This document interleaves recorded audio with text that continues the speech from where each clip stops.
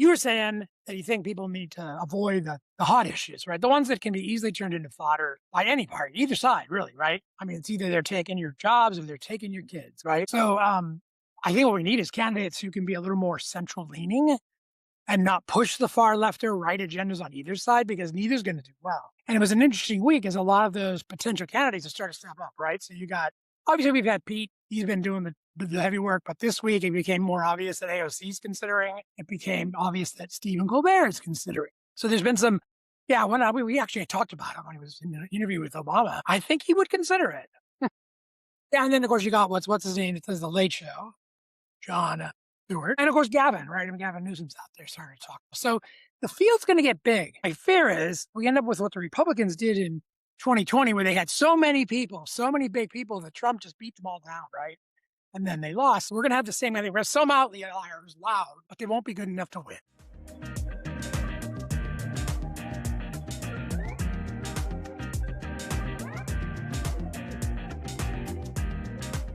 Well, I hadn't thought of that, and you may well be right. I think something you just said is very interesting. I think if I were going to, you're right. And you said something that made me sort of hone down my point. Don't think it's so much about, it is, but I don't think it's so much about centrist. I think more than any other time since I've been alive, whoever is running on the left in 2028 needs to talk about issues and issues only. Stay the fuck away from culture wars, stayed away from right versus left. Just like, and I think Pete Buttigieg, at least from what I've been hearing, he's always kind of done that. He's always kind of said, Jim, wouldn't this be helpful to you? Regardless of whether you're right or left. Or, Jim, don't you think all Americans would benefit from this? And that's what I'm getting. And I'm not endorsing Pete Buttigieg. I like him. I think he would be a great candidate. But just his way of presenting it, Ossoff, is it Ossoff? Who's the guy in Texas that is the Christian guy who's making the waves that you like so much?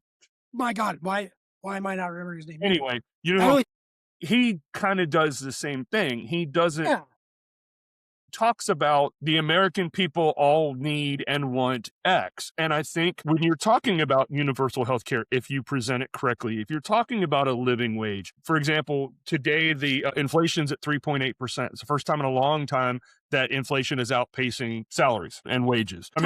James Tallarico. There it is. Thank you, Tallarico. I apologize. I don't know. I should remember that name, and I love this guy. I know. That's why I was I'd say every time someone says like, I gotta go. Well, what was his name? I don't remember. But that, I mean, yeah, inflation is outpacing things, and I'm seeing it. I'm reading it. Even MAGA folks are starting to say, paying, depending on where you are, the national average is what, $4.55 a gallon. Inflation's at 3.8%. I saw a table with where we were with certain costs with Biden versus Trump, and they've all gone up under Trump. We're in this stupid ass war. Hegseth got his ass handed to him again in Congress today for not being able to truly explain why he needs another $1 trillion and all of these kind of things. And instead, we've got an administration right now that is doing something that no other administration that I'm aware of would ever be able to get away with. And luckily, suddenly he's not getting away with it. So this reflecting pool bullshit that was going to cost like $1.8 million, now it's up to like 13 something. It was done with a no bid to a company that he did his pools, had worked on his pools at his golf course outside of DC or wherever it is. Now he's saying it was a no bid, and it was allowed to do that because he said the reflecting pool was a danger to the government, and that's how they got around the no bid. And now he's saying, I don't know these people. These people have never worked for me. Well, you know what? The fact is they have multiple times. So one or two things: he's either lying through his teeth or he's old and forgot. Either way, I'm not okay with that. Second of all, he's worried about. I think it was last night or night before, he posted 55 times in 3 hours. That's one roughly every 3 minutes from like 11:30 to like 1:30 in the morning. So he's not just tweeting nonsense. And did you see his golden calf statue? Did you read about that? I did not read about that. There's times where I've just learned to say, no, not happening. Can't read it. So, where did it go? Basically, my Facebook reset itself, but it basically said, if your pastor is, here it is. Nope. Anyway, basically, if your pastor is worshiping or making excuses for a golden statue of an orange asshole, you need to find a new church. And I have no problem agreeing with that. Geez, I wonder, there was another time in history where a population built a golden statue and rallied around it, and someone came down from a mountain, Well, that's what I'm saying. threw something at them, and sort of caused a little turmoil. So you and I and every other American who's not a millionaire is hurting right now. Every time we go to the gas pump, every time we go to the grocery store, every time we pay our electric bill, we're hurting. And what is it? What are the big things he's worried about? Fucking golden statue to himself, an arc de triomphe kind of thing. Now $1 billion. Reflecting. No. The ballroom? Ballroom. These are the things he's worried about, not you and me. Luckily, we're starting to see the tide turn, and MAGAs are like, nah, this. We shouldn't have done this. Oh, did you see the thing about the phones? Everybody bought the You phones. mean the, Yeah. the Trump phones that were built in China? Right, but now And then all got turned off? now the company has redone their thing and said just because you sent us $100 doesn't mean it gives you the right to purchase a phone should we ever make them. And people are like, even MAGA faithful are like, it's not what I paid for. I put down a deposit because I wanted this Trump phone. So there's a couple of things. First of all, Ann is saying, and you and I've talked about this. I think it's the first time my wife and I were talking about this last night. I think it's the first time in my life that I've actually sort of rooted for another country over our administration, not our country, but our administration. Iran is saying that they will accept China's 4-point peace plan, which pushes Who didn't see that coming? which pushes Trump into a corner where he either has to say, yeah, let's go with that. And then, Mr. Art of the Deal wasn't any part of it, or he has to say, no, here's a viable peace plan they're agreeing to, and I'm not going to do it. But I don't know if you read it. Chuck, if you're not watching the Lego AI videos coming out of Iran, My God. you're not getting the whole story. And they've been doing this stuff in video. They have been perpetuating a master class in propaganda smackdown. Propaganda and how to take your enemy down with not taking him down. I mean, I'm just like you. I can't believe I'm sitting here rooting for them because honestly, I think we've all been dealt a bad hand on this. I think there's something in the Epstein files that will tell us that Trump is begotten to Israel. That's why he's doing this. There's some kind of data that they're all holding against him. It's interesting you said that. There has been over the years information leaked. I have heard. Obviously I'm not a Washington insider, but I have heard that if you go back and look at Bill Clinton when he and Monica Lewinsky and he was trying to hide that, he was told Israel no. And then Benjamin Netanyahu came to Israel, spoke in front of the Congress for the first time, foreign leader, and everybody was like, what the fuck? And all of a sudden, Bill Clinton was like, yeah, I'm 100% behind Israel. And what they found out was that Israel had the dirt. Israel had Monica Lewinsky. They knew about Monica Lewinsky before before it all blew up. And there are people who believe that they have something on Trump. Now, let's be very clear. Israeli government, no problem with Israel. Separate things. I'm just saying, the Israeli government's as bad as our government, if not worse. And I mean, the Mossad, they're known for their old school, intelligence gathering. And it wouldn't shock me if they were blackmailing Donald Trump. Because he said today, he brought all his cabinet of geniuses together yesterday. And there's the word on the street is he's inclined to start pounding Iran with bombs again. Because guess what? Israel's saying they're not done with this campaign either, although they refuse to put ground troops in, but they wouldn't have any problem with us using ours. So Trump's going to China not as the leader of the free world. He's not the strongest guy. Let's face it, Xi Jinping is. Because China has been making moves to strengthen their place while Trump's got his thumb up his ass. Beijing think tank affiliated with Renmin University published a triumphant report about Mr. Trump's first year back in office. The report argued that his tariffs, attacks on allies, anti-immigration policies, and assaults on the American political establishment had inadvertently strengthened China while weakening the United States. Its title, quote unquote, thank Trump. So the Chinese are so he'll get his legacy and did crazy policies. Right. Well, because he's made them stronger. Yeah, there's a number of folks out there who are reporting, talking about predictions, and there's always somebody telling you something's going to happen based on what they know. And I would believe those who can use, stats and paths and ways things have happened as a precursor to saying this could happen again. But the one guy who I watched, I'm trying to find his name, Asian guy, really smart, good. He's a professor. He's got he's doing it from a statistical point, right? So he can be wrong. Statistics can be as good or bad as you make it, right? But he kind of predicted Trump would win. He predicted we get into this war. And his third prediction, which is probably true, was we'll fail. We will lose this war. And then following that, the world changes. Because if this is the war we lose with Iran, which is a fake war for nothing, we will lose our credibility. We're falling off the world stage. The sad part is if you, and again, you and I'm going to speak for you. And if I'm wrong, please say so. You and I have basically no military background whatsoever. We're not military strategists. We did not go to war college. We didn't do any of those things. Neither did Pete Hegseth. Right. But I mean, he may have done something in the army. But I mean, we don't have any background in that. I'm smart enough to know that there's a reason that no president has gone to war with Iran in 47 years. It's not because they're weak. It's not because whatever. It's the only way to win. Well, there's only two ways to win: not go in the first place and win diplomatically. There's that way, or literally decimate the whole place, which is a war crime and it's horrendous. And my God, I'm hoping that please don't let him do it. But I'm hoping if he does destroy Iran with a nuclear weapon, that would be the time that finally MAGAs would be like, oh, maybe he's not our guy. Just have that one bit back and say that hopefully someone is starting to get in between him and the codes, which has been rumored to have happened once. Well, and it's a rumor, so I can't substantiate it. But well, this is true. There's a whole slew of psychiatrists and folks like that who are calling on the cabinet to do the 25th Amendment because they say he's evolving so quickly, and him being in charge of nuclear weapons is a spooky ass thing.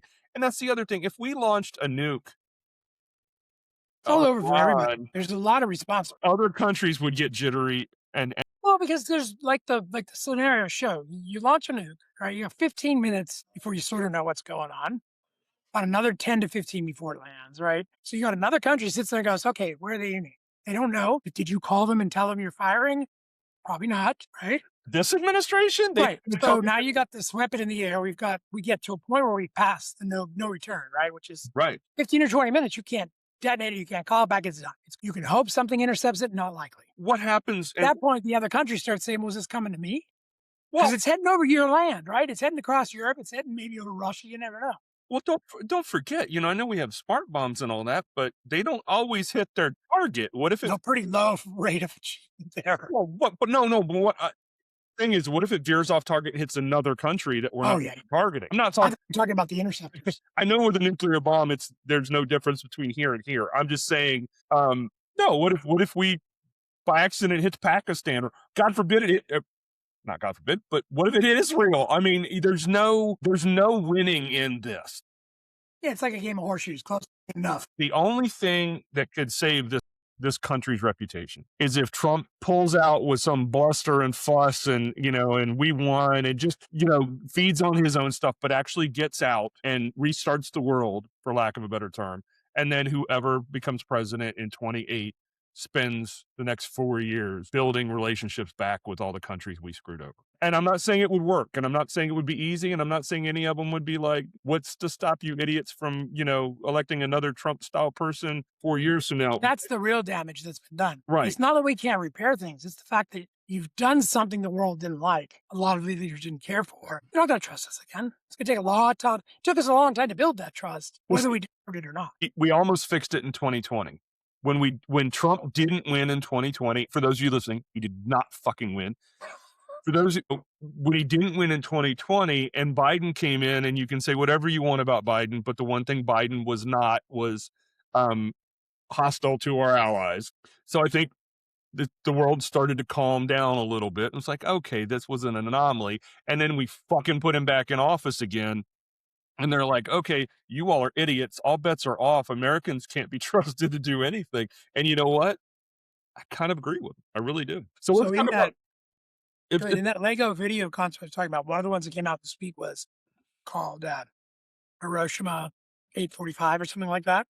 I haven't seen that one. And it was about the Enola Gay and what we did with dropping the bombs in Japan. And it paints a different light on it. Now, I'm not looking to rewrite history here, but I'm just going to say, you should always look at another perspective. Mm-hmm. What did the people of Japan expect that morning? They were up doing their lives. They may have been happy. Who knows? No, they'd probably get up on a flash, bang, boom, and the world's changed, right? And who did that? We did. And you have to look back and say, was that the right thing? It may have been the only choice that we were faced with. Boy, that was a big decision that altered the world forever. And I think it's just interesting to see Iran bring these things out. It makes you wonder what you know is propaganda versus facts. happens. Makes you wonder what you're hearing is real. There's been a lot of stuff in our lives that has been protected and run through a propaganda machine. We probably see more propaganda than we realize. Hollywood is probably a big propaganda machine in many ways, Oh, right? absolutely. Absolutely. So it's been a bit of a week for that because I personally get really just messed up when I start hearing all this. Like, oh God, I really question everything, right? What all is real and what's happening? You know, We how much of this life is bullshit? Well, you have to, and I am not absolving the left of propaganda. My God, I am not. No, no. No way. The Trump government loves propaganda. Right, of course, but Trump took it to a different level, and we've talked about this a little bit before, so I won't hash it out too far. There's a big difference in my mind, at least, with a politician saying, "A majority of Americans agree with me." And it's 51%. And you think to yourself, when you think majority, maybe you think 70, 80, 90%, but it's 51. Yes, that's a majority. That's a massaging of truth. It's still Yeah. true, but you're making it bigger sound. You're twisting, like you said, statistics. You're twisting it to make your point better.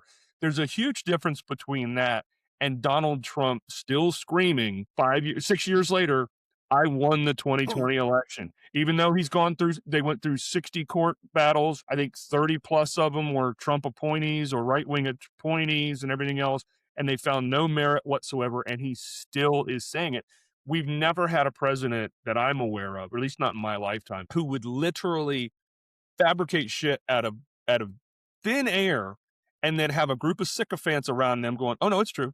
It's true. It's true." I mean, we actually had a president, I don't remember if he was a president at the time or if he was a candidate, say, "Don't believe what you see, don't believe what you hear, just believe what I tell you." And 30+% of the American people went, "Okay." I've never seen that. That's insane. And then they get really mad when you call them a cult. And I'm like, I'm not calling them a cult like Yeah, you if did. you can see it, you know, it's the old Duck, thing. Once act you like a see it, duck, it's a yeah, duck. once you see the truth, you can't unsee the truth, right? Right. I mean, And then not when they elected him again, I'm like, "Yeah, you guys are fucking idiots, because if you didn't see the damage you did the first time around." Anyway, I'd like to pivot to something much yeah. happier, much happier. Where are we going? Because I got a few things too. So I'm actually joking. Jim, there's a looming energy crisis. So energy expert and investor Eric Nuttall predicted in early May, and this guy is widely respected, in early May, that the world was heading toward what may be the largest energy crisis in modern history, one that could spark oil rationing within weeks. Now, I'll say this again.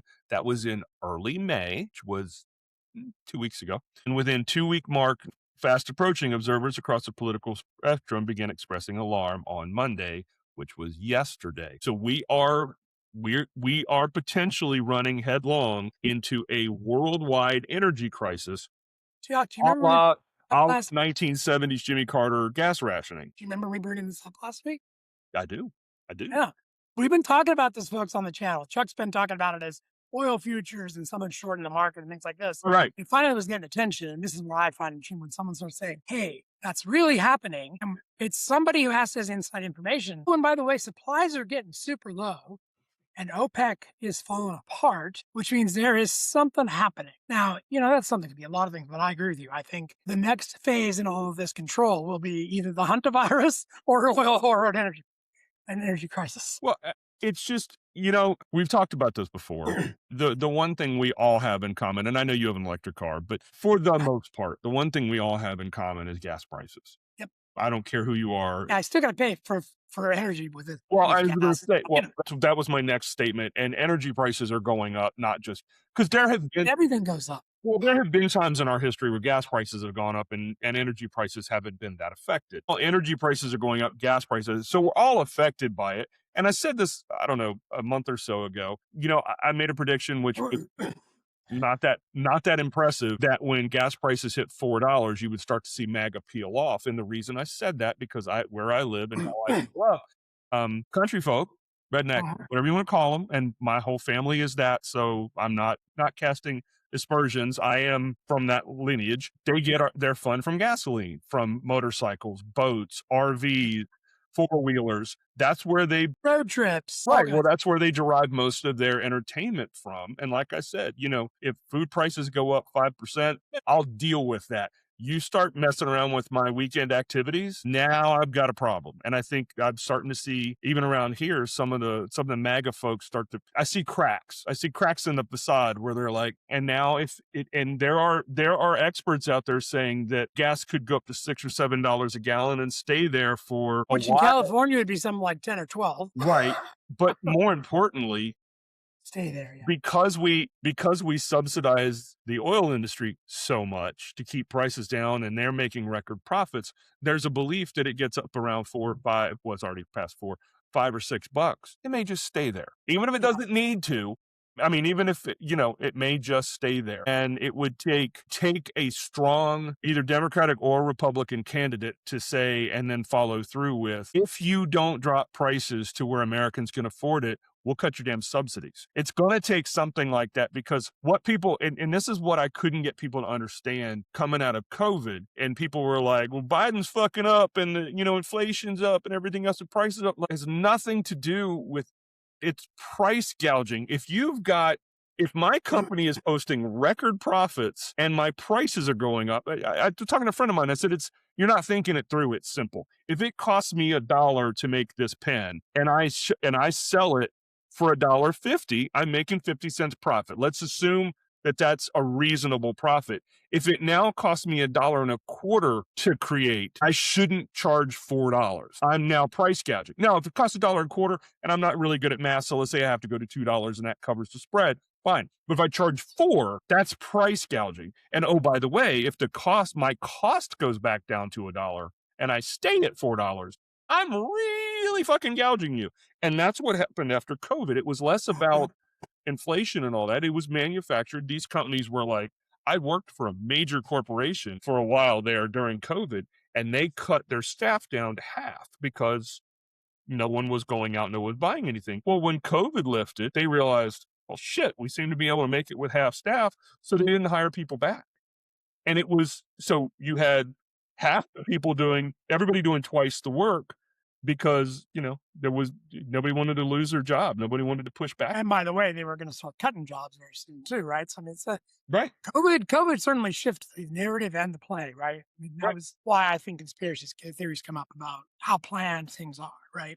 Yeah. Well, Your billionaire bros are all sitting around a table talking about future, how to secure themselves more money and security, come up with some harebrained schemes, right? Well, if you don't, and I don't mean you, Jim, if those listening, if you don't believe that there's not price gouging, and if you don't believe that these companies are sitting and having those meetings, I don't think it's a conspiracy theory, and I'll tell you why. If you don't think they're having those meetings about price gouging, then explain to me why, with oil prices being well over $100 a barrel, energy prices going up, people losing jobs, 3.8% inflation, unemployment's going up, and everything else. Tell me why the stock market's at almost 50,000 again. Well, because Pam Bondi's head would be. I needed to set you up for that.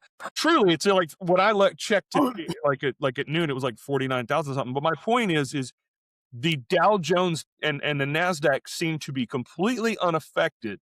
I mean, it's going up a little bit. It seems to be completely unaffected by all this. And the reason is because as long as the shareholders are making their money, that's all the doubt. That's why I had a friend years ago. It was a guy I worked with. I wouldn't call him a friend. I mean, we were friendly. He was a nice guy, but he said that we were talking, I think it was 2016. And he said he was a Trumpy.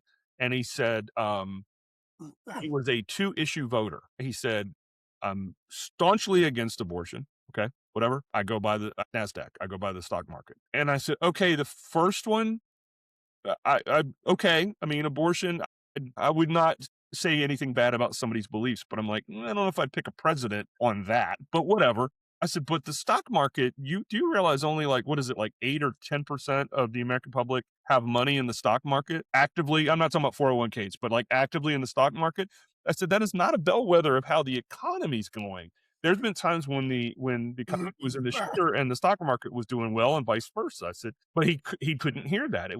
That didn't make sense to him. Someone, off of his parents or whatever, someone had told him, the boy, stock market, that's how you judge how the economy's going. And I mean, Trump used that this week as part of his thing right. too. I mean, until it goes down and then nobody else's fault. But I mean, look at the stock market was pounding under COVID when we were all sitting at home and couldn't do anything and people were being furloughed and everything else. Stock market was going great. So it's all about the shareholders and it's In the so 80s and crazy. I heard somebody the other day, because there's that if you listen to people on the right, even though the Trump administration's fucking everything up and they're disillusioned and everything else, it's like, well, at least it still would have been worse under Kamala. And it's like, okay, well, first of all, you can't say that.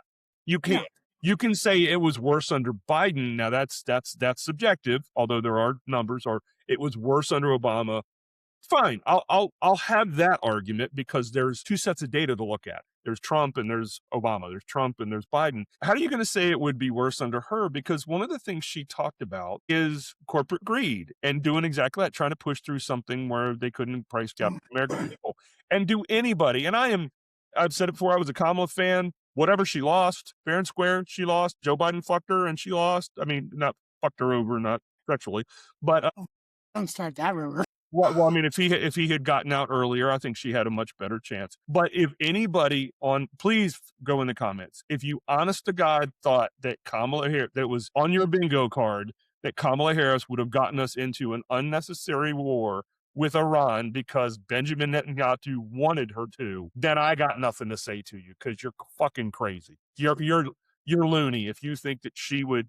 I mean, Democrats don't do that. Obama didn't do it. Clinton did do it. I know you're going to say, what about Somalia? Whatever. That was police action at best. But look at Trump got us in Iran, even though he said, watch, Obama's going to get us in Iran and da-da-da. And Tulsi Gabbard was like, Trump's going to get us into a war with Iran and it's going to be a catastrophe. And now she's towing the party line. George H.W. Bush got us in a war. George W. Bush got us in 2 wars. Trump has now gotten us in a war. Democrats tend not to do that.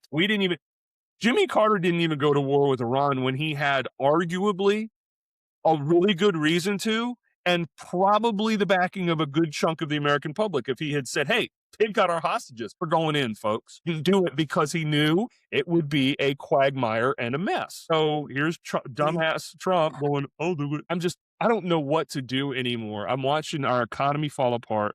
I'm watching our fellow Americans struggle. I read a thing where, a lot of folks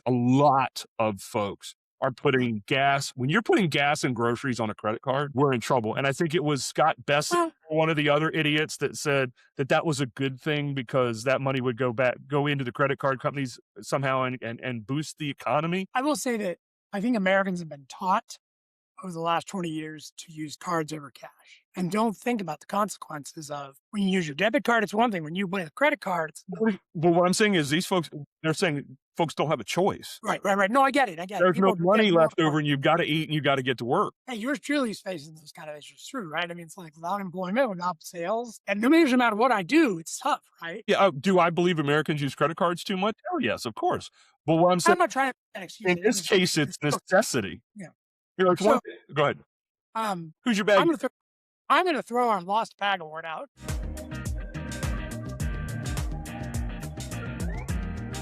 And I'm going to give it to our First Lady, Melania Trump, and Again? her lovely op-ed in the Washington Post on Mother's Day. No one could say it better than her, cleaner than her, about how we need to return the power to the motherhood, Right. give women the powers. I'm like, wow, your husband took everything and you're out. I mean, it's another distancing tactic. And when she doesn't speak good English, boy, she's got somebody writing her some good stuff. So Melania, congratulations. You're a double timer. You got 2 lost bags. Your interviewer will tally them up and see how many You don't think for a minute she wrote that, do you? No. No. No, a publicist wrote it. That guy who's now kind of stepping on speaking for her. Uh-huh. But I just thought it was interesting that, one, they were invited to the Met Ball, they didn't go. Which, for the publicity he would get, I have 2 theories. 1, he's afraid. 2, he probably shits himself off so often now he can't really be out in public. And speaking of that, the videos, the pictures, the president's in bad shape. In most cases, in Joe Biden's case, we would have been calling for him to step down. Man has had to wear diapers since the 80s and 90s. It's been a known fact. The guy who talks about it has never had a defamation case thrown against him at all. You know it's true when they're not suing you at the Trump agency. But I don't have a problem with him having an issue with incontinence. Shit happens in your life, literally. Sure. But what I hate is we hide it all. Mhm. It's getting more and more obvious the man is losing control. Doctors are talking about this all just progressing, right? So Right. I worry about that. And here's Melania playing the game of she's going to be a Trump a lot longer than he is, and she needs some good PR. Did you see, I think it was last week. She was speaking in front of a group of maybe it was mothers. I don't remember, but Prelude to the Mother's Day. but what she was talking about Trump's empathy and his passion. No, no, no. Everybody in the room started laughing. They were at the fucking White House. Everybody in the room started laughing. Trump was standing behind her. They started laughing and she couldn't keep a straight face. So obviously she didn't write that. And I mean, and reality is, I think she knows what's going on. I don't think the woman's stupid. no, of course she knows what's going on. Not to where she's at by using her brains, her body, and her. So here's what I'm going to say. My parents always told me that if somebody reacts unrealistically or too much to something, it's because you hit too close to home. When Jimmy Kimmel said that she looked like an expectant widow, I think the reason she got so mad, not Trump, Trump gets mad at She probably does there. gets mad at thing is because it's fucking true. I think, like, and I'm going to use a football analogy. She's trying to run out the clock. She's just waiting. She knows he's in bad health. She knows this is not going to last forever. She doesn't have to live with it. She You know, it reminds her up. it reminded me of House of Cards, and I wouldn't be surprised if she tried to vow for the fact that she wants to be president after he dies, after the short term. Hey, House of Cards, great story. If you never watched it, Yeah. I that know. is the whole theory behind it. My face was not for the show. My face was Melania Trump running for president. But with all the positivity she's trying to spin out there, boy, she could sure look for a win. Well, but the other reason I was going to say this is Donald Trump lost his shit. I think it was this morning on on live social because can't remember whether it was ABC or CNN or somebody. They did a video and it was a cut of Joe Biden being Sleepy Joe and Trump falling asleep in meetings. And He's falling asleep standing now. I know, but he lost that. But did you see what the official? He was blinking for 19 seconds, but Yeah, I blink like that one. he lost his shit about that. And again, it's because he knows it's true. If it wasn't true, he'd probably like, whatever, But he had anyway. We're in a situation right now where we have a president who's, I believe, like you do, mentally and physically, but mentally falling apart in front of our eyes. And because the sycophants have set themselves up in such a way, they're too chicken shit to do what they should do for this country and do the 25th Amendment. And it's really interesting to me. I mean, again, I've said this before, I'll say it again. The right is beyond hypocrisy at this point. But it's really interesting they kept saying that somebody should do that to Joe Biden, even though if you look, Joe Biden should have got out a year before he did. I'm very angry at him still for that. So I'm not Joe Biden. And be honest, I voted for Joe Biden, but I wasn't excited. Actually, I really voted against Donald Trump. But either way, if you look at Biden just said folksy, weird 80-year-old guy stuff. Trump is devolving. Biden did not post, 55 times in 3 hours and post just crazy conspiracy theory shit. He didn't lash out and call reporters piggy. He didn't have his government, his DOJ go after perceived enemies. None of that shit. Biden did none of that. And the right vilified him. And now Trump's doing it. And they're like, oh, it's just Trump. It's just nuts to me. It's absolutely nuts. And to whoever was in the comments last week, yeah, okay. Right now, yes, I'm hammering the Trump administration because they run everything. Because the Congress rolls over and shows their underbelly. And I mean, and then the Virginia Supreme Court overturned. I live in Virginia. We voted. Majority won to redistrict. And then this Virginia Supreme Court comes in with a ridiculous technicality. So we've got the Supreme Court saying, oh yeah, the South can redistrict and get away. So 2 years ago, they said, oh no, Tennessee has to do another black district. And then now they're like, oh no, you don't have to have any post-racial. And fucking Virginia's like, oh no, it's a technicality, you can't do it. It's like these southern states are doing it just without anything, and the will of the people is being it'll be interesting to see. Virginia is appealing it to the Supreme Court. It'll be interesting to see if the Supreme Court is hypocritical and goes, well, no, when they're letting the southern states do it just without any vote. So, Chuck, before you get your happy moment, I want to bring up some numbers and facts on our channel and share with you that we have seen a good number of growth, where our subscriber count has grown again.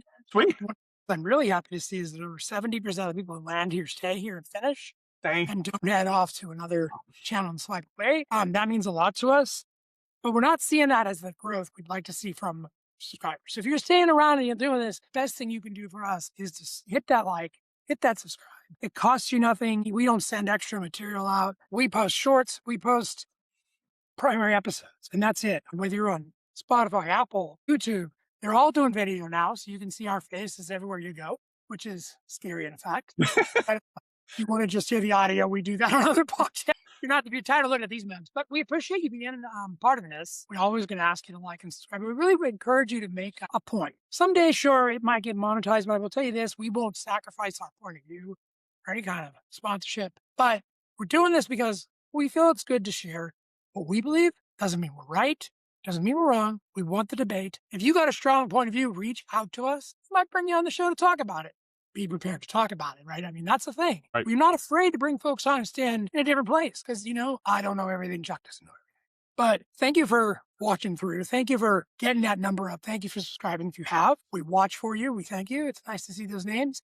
And now we're going to go to Here's your happy ending. The brain interface technology allowed a dancer suffering from ALS to project her imagination onto the stage in the form of a mixed reality avatar that pranced around a theater in Amsterdam as part of a first-of-its-kind performance. Whether tense or free, timid or morose, the avatar encapsulated all the long years of training that saw Brianna Olsen become a successful dancer before the disease confined her to a wheelchair. The incredible moment gave Olsen a chance to dance again, something she had not been able to do for years after being diagnosed with amyotrophic lateral sclerosis, the most common form of motor neuron disease. I never dreamed that I would be able to dance on stage again. It was just a beautiful and memorable moment I will remember for the rest of my life. Less affects the nerves, brain, and spinal cord, weakening and stiffening them over time, which can lead to difficulty talking, breathing, and swallowing. There is no cure, and the disease is fatal. A subsidiary of the Japanese conglomerate Dentsu Lab, gave Olsen the opportunity to become involved in its, quote, Waves of Will, unquote, project that sought to use advanced brain interface technology to help those living with disabilities recapture their personal expression and identity. Their new brain interface, which the lab developed in concert with data firm NTT, uses an electroencephalogram headset that captures the brain activity of Olsen and translates certain electrical signals into dance moves. Olsen envisions how she would execute a move, and the interface delivers it through normal computer instructions to a projected avatar, which then performs the motion. And that's pretty cool. well, and for those of you who don't know, my father passed from ALS. But when I saw that, that touched me because I know how debilitating it is. And again, my father passed. It's been almost 33 years ago, and there was no cure and no treatment then, and there's no cure and no treatment now. So imagine, Chuck, there's probably not long to a future where you can take yourself and project it into a robot that will act for you and be you when you can't do it. That's some Star Trek shit, man. That's so cool. It really is. I Yeah. read that.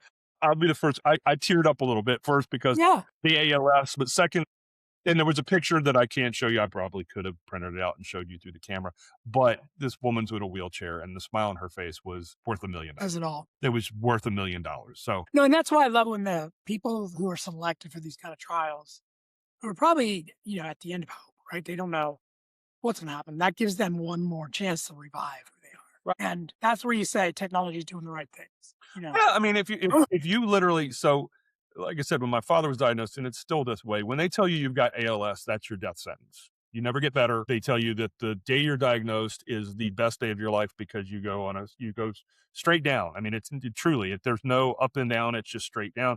So I can only imagine this poor woman who used her body, their physicality to learn dancing and, expressed herself through her physicality. And they said, oh, we could put this thing on your head and your avatar can dance for you. So you can still express yourself physically in your state. That's in your state of being. That's got to be amazing. It's got to be. You're right. Chuck, you're always blowing me away in these things you come up with because they're like, where do you find these things? It's so good. And I'm glad you're doing this because I think one of our hopes is to always leave a positive spin on the world because it's not all bad.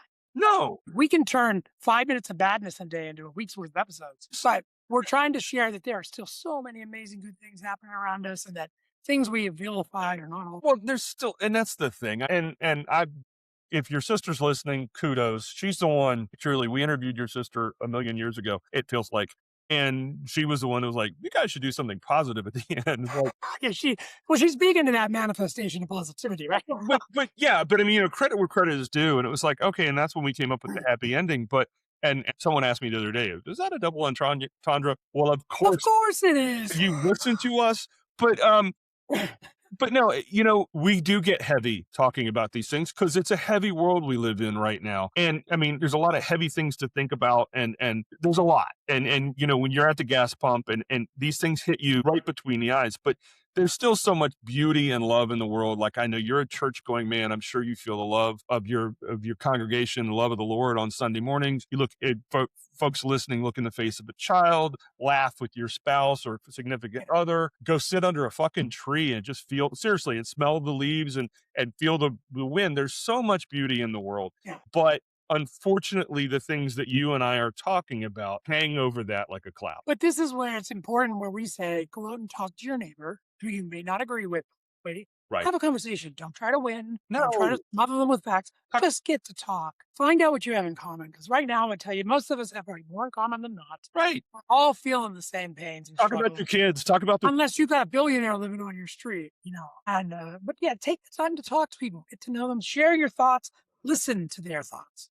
Let them have a moment. yes. That's important. Well, and that's like, I think I'm running out of voice here, so and this is the last thing I'll say because you and I talked about this when we first started this. Is that this would never be a, like so many places, it would never be a gotcha. It would never be a one up. It would never. It would be a free exchange of ideas, and we could disagree with each other lovingly. We could agree with each other lovingly, but there's no reason to be like, and you suck too.